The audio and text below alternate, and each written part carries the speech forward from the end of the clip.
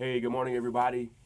This morning, I want to tell you about a Louisiana police chief who is charging people with a felony hate crime punishable by 10 years in prison if they resist arrest. Now, I would normally say, welcome to Donald Trump's America, but Louisiana's Democratic Governor John Bel Edwards signed this horrendous bill into law before Donald Trump was ever elected. And now that the state's Blue Lives Matter law is in full effect, which is the first of its kind in the country, the troubling consequences are already being felt all across Louisiana. According to St. Martinsville Police Chief Calder Hebert, if somebody is arrested for the petty misdemeanor of stealing a candy bar from a convenience store, but then resists arrest, that person can and will be charged with a felony hate crime and sentenced to up to 10 years in prison for it. In fact, if someone is wrongly arrested, but then resists that wrongful arrest in Louisiana, instead of simply being charged with the misdemeanor of resisting arrest, they too can be charged with a felony hate crime against police.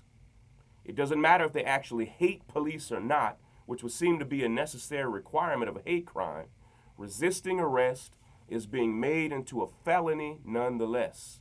In fact, Police Chief Calder Hebert told the local news in Louisiana that he is already enforcing the law and charging people with felony hate crimes against police when they resist arrest. Here's a quote from the police chief. Resisting an officer or battery of a police officer used to just be that charge, but now Governor Edwards, in the legislation, made it into a hate crime. End of quote, said the chief.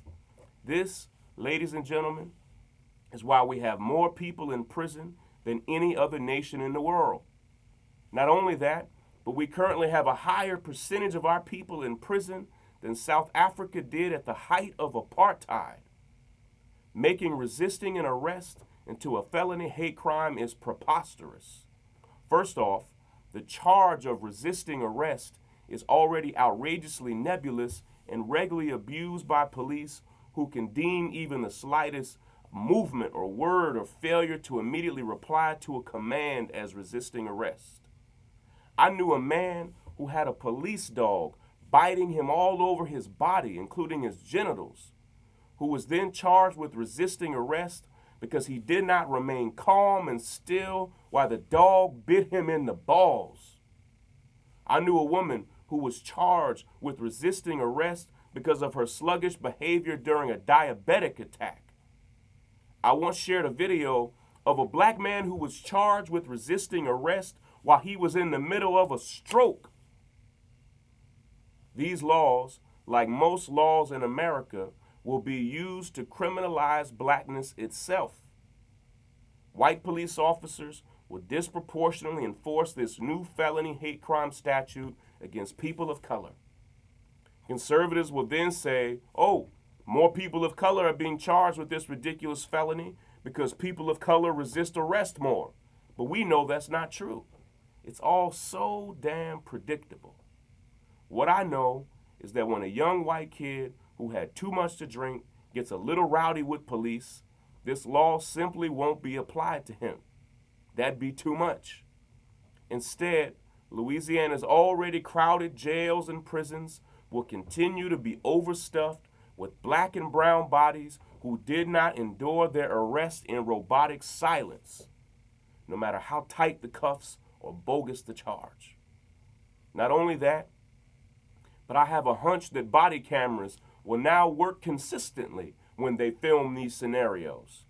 The same cameras that seem to always turn off right before an incident of police brutality will now become the most reliable technology in the world when they need to film someone resisting arrest. We are the incarceration nation, and laws like this are what keep us on the trajectory of the problem getting worse and worse. And while it is always so much easier and convenient to blame Donald Trump or blame conservatives, we must remember that a Democrat signed this stupid law into existence. I'll close with this thought. Be careful in Louisiana. I'm not joking. A simple traffic ticket under this law could end up landing you in prison if police claim that you violated their new Blue Lives Matter law. Ultimately, this law needs to be repealed, but until then, be careful and film everything you can. Take care, everybody.